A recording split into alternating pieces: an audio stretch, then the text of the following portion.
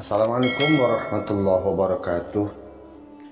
Sahabatku kaum muslimin dimanapun berada, pada suatu hari ada seorang sahabat mengadu kepada Nabi Muhammad SAW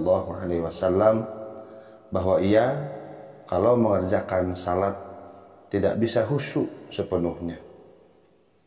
Seringkali ia masih teringat akan hal-hal lain di dalam salatnya, termasuk urusan rumah tangga, utang piutang dan sebagainya. Nabi SAW pun menjawab, tidak ada orang yang dapat khusyuk sepenuhnya dengan sempurna dari awal hingga akhir. Tiba-tiba Ali bin Abi Thalib menyanggah, saya bisa ya Rasulullah. Betulkah Ali? Tanya Nabi. Betul ya Rasulullah, jawab Ali dengan yakin. Jika memang betul dapat sempurna khusyuk dari awal sampai akhir, maka aku akan berikan sorbanku yang terbagus untukmu sebagai hadiah, wahai Ali.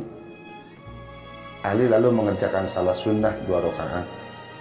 Setelah selesai, ia ditanya oleh Nabi, bagaimana bisa khusyuk dengan sempurna ke Ali? Ali dengan muka murung menjawab, pada rakaat yang pertama saya khusyuk sekali. Begitu pula dalam rakaat yang kedua. Ketika sujud yang terakhir, saya tetap khusyuk hingga duduk tasyahud. Sampai mendekati salam, barulah hati saya berubah. Teringat akan janjimu ya Rasulullah, bahwa engkau akan memberikan hadiah sorban terbagus untuk saya.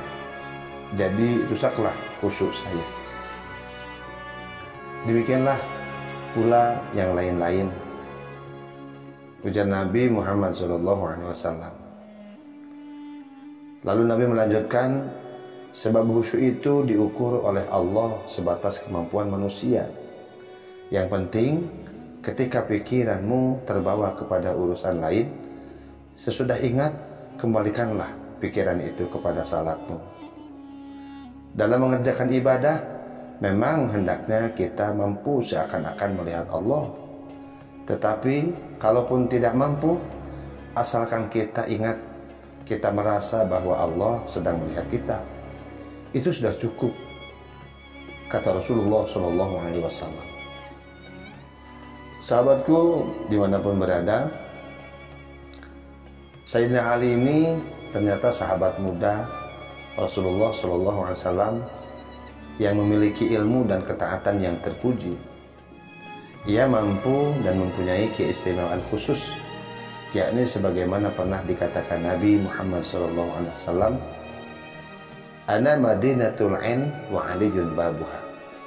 Jika beliau diibaratkan sebagai gudangnya ilmu, maka Ali adalah gerbang pintunya. Pernah misalnya Ali bin Abi Thalib ditanya, berapakah kecepatan kilat tatkala menyambar wahai Ali?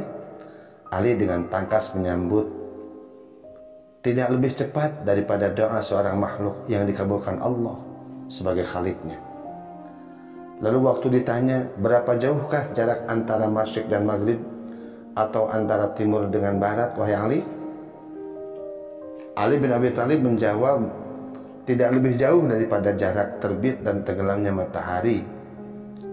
Lalu Rasul pernah bertanya, kapankah nikmatnya tidur wahai Ali?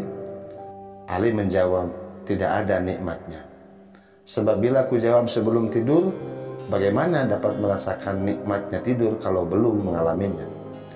Jikapun ku jawab setelah aku bangun dari tidur, bagaimana akan dapat ku gambarkan sesuatu yang sudah lewat? Sedangkan jika aku menjawab dalam tidur, bagaimana orang yang tidak sadar dapat merasa nikmat atau tidaknya sesuatu? Karena itu, jangan terlalu banyak tidur hingga berlebih-lebihan, sebab hidupmu sangat pendek. Meskipun umurmu cukup panjang, bukankah orang yang dapat merasakan dirinya hidup adalah orang yang dalam keadaan sadar?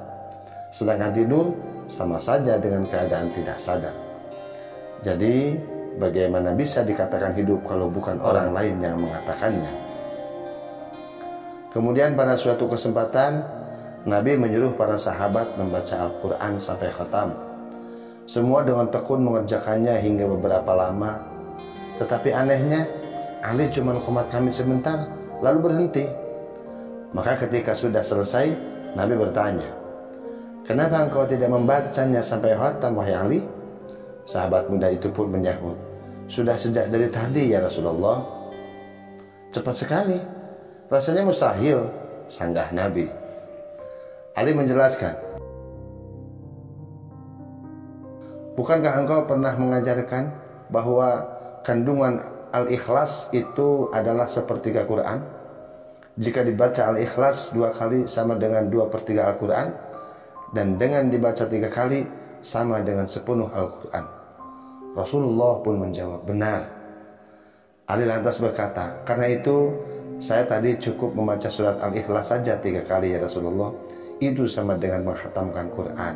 Nabi pun tersenyum riang menyaksikan kepandaian sahabatnya yang muda dan cerdik itu, yaitu Ali karramallahu wajhah radhiyallahu anhu. Allahumma shalli wa sallim wa barik alaihi.